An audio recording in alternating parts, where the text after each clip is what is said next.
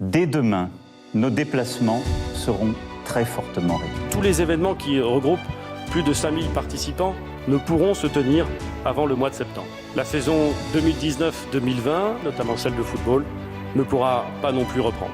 Après le confinement, les matchs arrêtés, la saison arrêtée, les différents recours posés à la Ligue de football, les tribunes vides dans les différents pays, cette fois-ci, c'est bon, en France, on se rapproche du retour en tribune.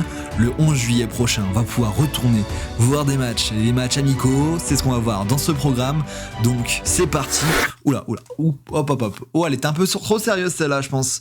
Mais bon, c'est parti pour cette nouvelle vidéo. C'est un plaisir de vous retrouver aujourd'hui. N'hésitez pas à vous abonner et à poser votre pouce bleu. On va parler aujourd'hui des matchs amicaux. On va parler de ce qui va nous attendre pour les matchs à venir. Je vous ai préparé toute une liste. On va parler également de Roxana Maracineanu et de ce qui s'est passé ces dernières semaines au niveau du supporterisme. Il y a des belles annonces qui ont été faites. Donc c'est ce qu'on va aborder aujourd'hui. C'est parti. Je vous proposerai également un week-end tip à la fin de cette vidéo. Donc let's go pour cette vidéo avant le retour des Stadito Vlog. C'est parti.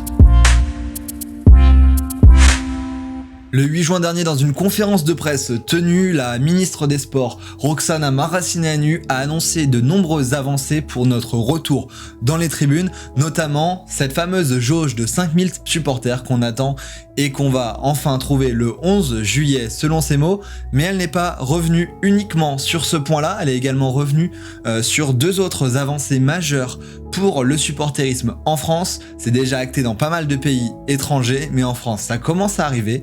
Les tribunes debout et également les fumigènes, donc deux sujets importants à aborder qui ont été abordés durant cette conférence de presse. Et donc c'est parti pour en parler un petit peu. Donc dans cette conférence de presse qui s'est tenue à la suite de différents dialogues entre l'État et l'INS, l'instance nationale du supporterisme en France, qui propose différentes avancées et qui étudie différentes propositions pour faire avancer tout ça. Les tribunes debout qui sont expérimentées en France depuis 2018 et notamment dans 4 clubs, le Racing Club de Lens et sa tribune Marek, l'AS Saint-Etienne, le FC Sochaux et le club d'Amiens.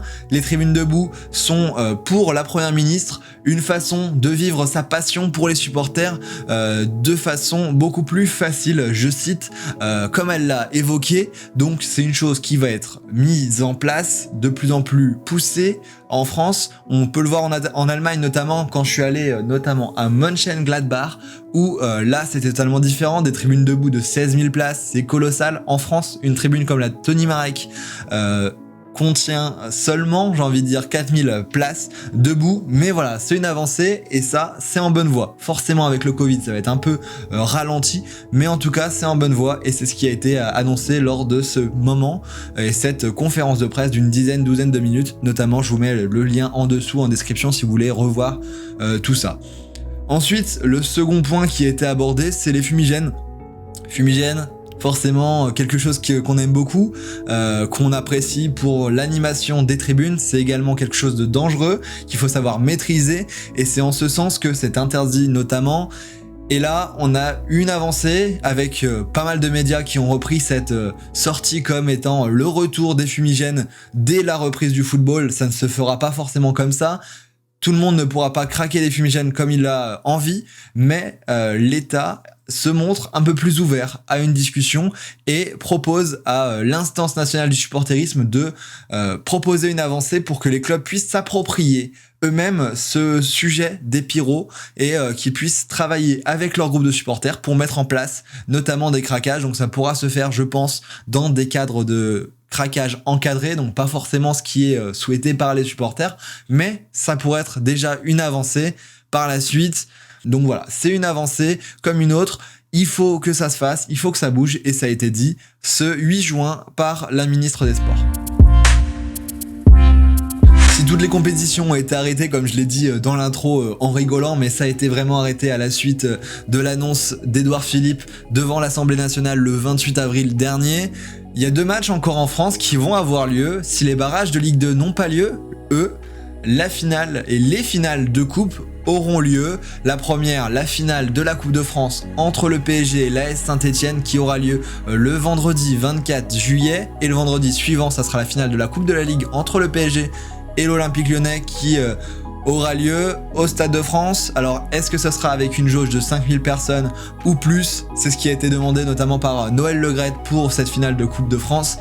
On ne sait pas, mais ça paraît assez invraisemblable de laisser une jauge de 5000 personnes dans un Stade de France de 80 000 personnes avec des entrées bien dispersées qui vont pouvoir permettre d'accueillir les gens sans qu'il y ait forcément de grosses foules à chaque endroit. On va pouvoir disperser les gens dans le stade, donc on verra bien. De mon côté, je vais essayer d'être présent, je vous le promets pas, c'est assez compliqué, mais je vais essayer d'être là pour ces finales-là. Si je peux le faire, je le ferai vivre sur la chaîne avec grand plaisir. Ensuite, cette prépa, elle a forcément apporté des avancées. Les clubs ont enfin repris avec des tests Covid et ensuite la reprise des entraînements pour être prêts dès la reprise des championnats qui se fera fin août, on y reviendra. Mais les clubs ont programmé des matchs amicaux et c'est là que ça va devenir intéressant parce que les matchs amicaux reprennent le 11 juillet. Il y en a un petit peu avant mais ils seront interdits forcément au public, mais le 11 juillet, 5000 personnes, des matchs amicaux, tu me vois venir. Là on est parti dans une idée de grand doping, donc c'est pour ça que je vous fais cette vidéo, pour vous parler un peu de ce que j'ai répertorié et ce qu'on va pouvoir faire ensemble sur la chaîne et ce que vous allez pouvoir faire vous en vacances, quand vous aurez du temps libre, etc. L'année dernière on avait pu faire 3 matchs amicaux, match à Boulogne-sur-Mer avec la visite du parc des Caps notamment, c'était magnifique. On avait pu faire le match à Charleroi entre Charleroi et l'Estac, ou encore le trophée des Normands où là c'était plus tranquille, comment dire, c'était vraiment pas terrible, mais bon, c'était un plaisir, c'est le match amical, c'est ce qui se passe, c'est ce qui fait plaisir, c'est ce qu'on va sûrement revoir sur la chaîne, c'est ce que je vais revivre très certainement, il y a de grandes chances, mais bon, c'est comme ça, on va se faire plaisir, on va revoir des matchs un peu insolites, et on va re-kiffer ensemble, et c'est ce qu'on attend tous avec grande impatience. Dans cette troisième et dernière partie, je vais vous parler de week-ends de type, et en tout cas de 3 week-ends qui vont marquer, les 3 week-ends qui vont marquer vraiment des moments importants avec des matchs intéressants de prépa.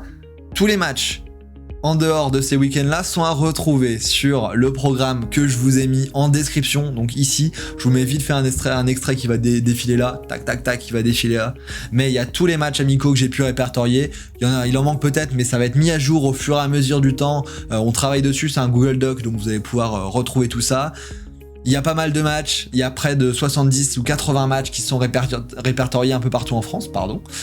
Et ensuite, il y a des matchs qui vont être plus importants que d'autres, et notamment en Bretagne. Je pense que je vais faire un petit tour en Bretagne déjà pendant cette reprise, parce qu'il y a des matchs vraiment intéressants. Il y a même un week-end début août où il y a 4 matchs en Bretagne sur la même journée. Donc ça, n'importe où que tu sois en Bretagne, tu auras un match. Ça c'est top. Et que entre équipes bretonnes quasiment, en plus. Donc ça c'est quelque chose d'assez intéressant. Mais sinon, dans les week-ends qui sont intéressants, il y a le week-end du 25 juillet. Donc là, les matchs auront repris depuis quelques semaines. Avant ça, il y a des matchs un peu éparpillés un peu partout, tu verras dans le document. Mais sinon, le 25 juillet, t'as un match entre le Stade Briochin et le Stade Brestois. Stade Briochin qui vient de retrouver la Nationale 1, et le Stade Brestois qui va se jouer à Saint-Brieuc au Stade Fred Aubert. Tu retrouveras toutes les infos sur le doc.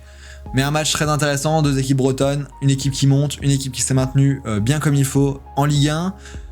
Match intéressant, dans la même trempe, il y a le match dans le sud de la France cette fois-ci, à 7, entre le Montpellier Hérault et le club de Sète, qui retrouve lui aussi la Nationale 1, donc petit parallèle avec le Stade Briochin. Ce match se déroule à 7, ville magnifique, que je vais venir découvrir, pas forcément dans ces matchs amicaux, mais que je vais venir découvrir pendant un match de championnat, c'est évident, j'ai vraiment envie d'y aller. Ça c'est vraiment top. Ça c'est le 25 juillet. Ensuite, le 1er août, je vous parlais des matchs en Bretagne, mais il y a également des matchs un peu ailleurs. Le FC Sochaux contre le club de Dijon. Match anciennement Trophée Umbro, Sochaux qui a changé d'équipementier, donc ça sera peut-être pas le Trophée Umbro, j'en sais pas plus que ça, mais ça se jouera à Besançon comme tous les ans, match intéressant. Ensuite à Metz, au stade Saint-Symphorien, le match entre le FC Metz et Malines, intéressant également. Donc tous ces matchs, on sait pas encore s'ils seront à huis clos, mais je ne pense pas, ça sera encore à vérifier, les clubs vont communiquer encore dessus, mais il y a de grandes chances que ça accueille au moins 5000 personnes. Et dernier week-end, c'est le dernier week-end où les clubs ont vraiment voulu mettre le paquet, accueillir souvent des grosses équipes, faire des matchs un peu plus intéressants pour vraiment être dans la compétition, puisque la compétition reprend le week-end d'après, en France le 22 et 23 août avec la nouvelle grille notamment des programmes que je vous colle juste ici. Il va falloir se réhabituer à la Ligue 1 et à la Ligue 2 où va y avoir vraiment des changements un petit peu. Donc la Ligue 2 c'est fini le vendredi, c'est à nouveau c'est le samedi, donc ça va changer pas mal de choses, mais on va s'habituer à tout ça. Et ce week-end là je me suis un peu égaré, mais le week-end du 15 août il y a le match entre le Racing Club de Strasbourg et le FC Metz. Il a rien d'amical celui-là, vraiment rien du tout. Mais par contre il va peut-être se jouer à la Méno, et peut-être avec du public, je l'espère avec du public, donc ça peut être quelque chose de très très intéressant. Le stade de la Méno que j'avais fait notamment le week-end du 15 août de l'année dernière, vous avez pété les scores de likes, donc je dois revenir. Quand, je sais pas, est-ce que ça va être sur ce match-là? Peut-être, j'en sais rien encore, mais peut-être. Et ensuite un autre match intéressant entre deux équipes qui vont jouer, je pense, les hauts du classement la saison prochaine, c'est l'OGC Nice et le Stade Rennais. OGC Nice qui a fait un très bon recrutement et qui a fini déjà un européen cette saison, et le Stade Rennais qui a fini en Ligue des Champions, ça on le sait aussi, et qui va se renforcer encore une fois à l'Alliance Riviera à Nice, donc match intéressant également. Voilà, je pense que vous avez ces 3 week-ends là, des matchs importants, des matchs intéressants, et sinon, tout dans le document complet qu'il y a en description. N'hésitez pas à liker d'ailleurs si vous kiffez ce document que je vous ai préparé, vous allez pouvoir retrouver quelques infos, ça sera avec grand plaisir. Donc voilà, merci d'avoir suivi cette vidéo sur la chaîne, n'hésitez pas à vous abonner, à mettre un pouce bleu pour ne pas manquer les différentes actus qui vont arriver dans les prochaines semaines. Les vlogs vont reprendre, la saison 2 des vlogs s'annonce grande, je vais aller dans d'autres pays également, mais là pour l'instant on va rester en France et peut-être en Belgique pour les matchs amicaux. Sinon, abonne-toi, tu vas tout voir, tu vas rien manquer, beaucoup de vidéos, beaucoup de vlogs, également des moments d'échange comme on est en train de le faire aujourd'hui, ça fait plaisir, et c'est pour ça qu'on kiffe le foot et qu'on kiffe le Grand Doping. Moi je te retrouve sur les différents réseaux sociaux que je mets ici, il y a également un podcast, Grand Dopcast, que je te mets aussi là-bas, et nous on se retrouve très prochainement dans de nouvelles aventures de football et de Grand Doping. À très vite, ciao à toi, et vive le foot, vive le Grand Doping, let's go.